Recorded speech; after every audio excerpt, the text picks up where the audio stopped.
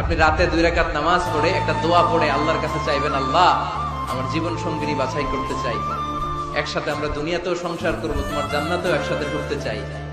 এরকম লাইফ মেট, life partner এই মেয়েটা আমার জন্য হবে কিনা, বা মেয়ে দোয়া করবে এই ছেলেটা আল্লাহ আমার জন্য হবে কিনা আমি জানি না।